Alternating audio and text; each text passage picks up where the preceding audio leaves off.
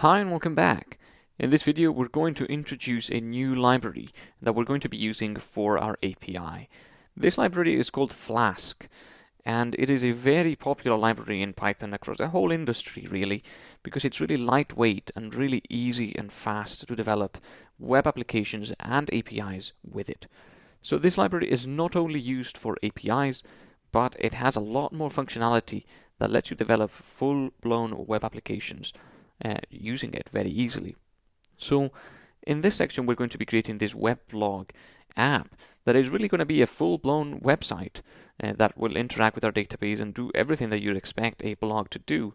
And we're going to do that right here in this section, and it's going to actually be a lot easier than you may have thought before.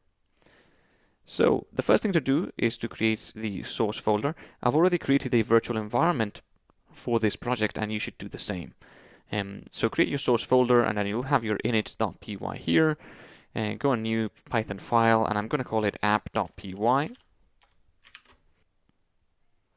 So the first thing we have to do now is import the Flask framework.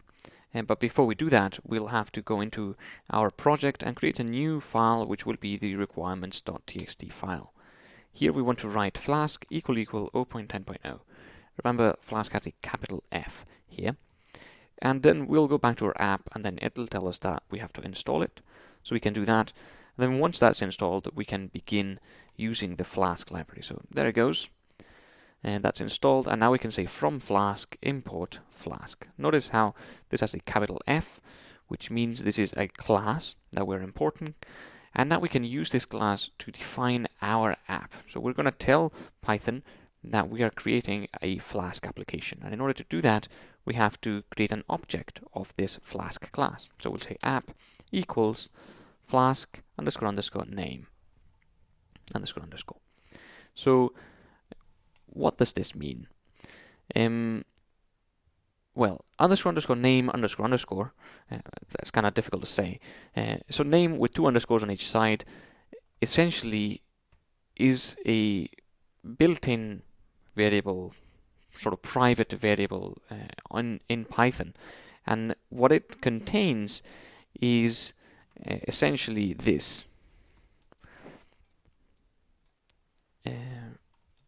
If we are running the application directly. So it's a bit difficult to understand, but don't worry about it very much, really. That's the only thing to say.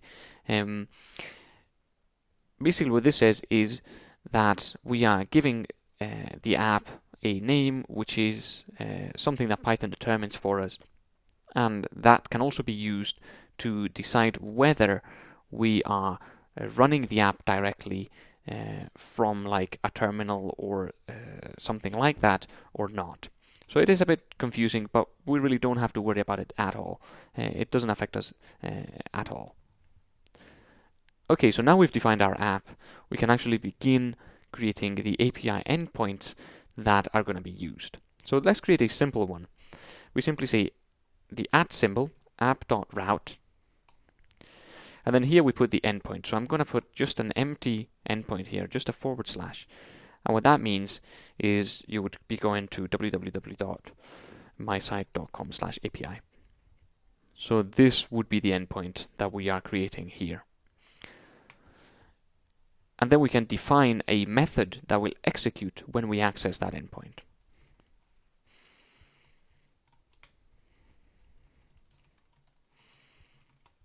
So we can do something like that. So what this does is it defines an endpoint, which is an empty endpoint. And then when we access that endpoint with our browser, or when our mobile app or our desktop app accesses this endpoint, then this method will run. And what this method will do is it'll simply return the words hello world.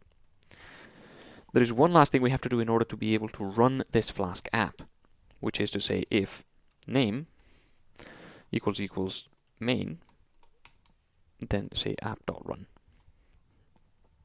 So this is what I meant before with all the explanation about what the main is.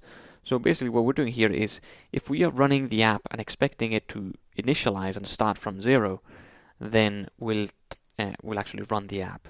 And if the app is running as part of a separate process or something like that, then we will not run the app, and instead we'll leave it to that other process to run the app. So really not something you have to worry about. This is simply a requirement to run our app, really. Okay, so now what I'm going to do is I'm going to right-click the app and press Run. And we can see the address is already in use because I've got a lot of other things running as well. So the first line is that the app is running on here, 127.0.0.1, and then colon 5000. So I've already got something else running on this port 5000. So what we can say is run on port 4995, for example. And then we'll press play again. Now notice how now it's running on 127.0.0.1 colon 4995. So let's access that and see what happens. So here I'm bringing in the window here, and notice how I've accessed the address 127.0.0.1 colon 4995, and the words hello world are coming out. And here in our logs we can see that the get keyword is coming here, and we've got this empty route first. So that empty route is the one we defined up here, and then we've returned the words hello world, which is what we've gotten here on our browser.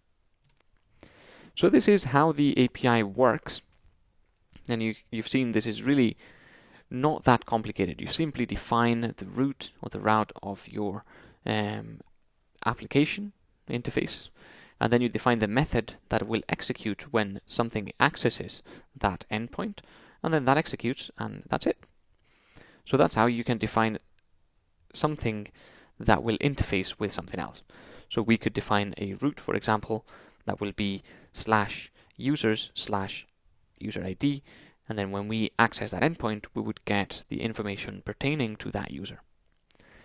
But obviously this all will sound a bit abstract until we actually start doing a lot of more things with it. So that's what we're going to be doing over the next few videos, and in fact in this section overall. So stick with me and let's move on to the next one, and everything is going to be a lot clearer. I'll see you there.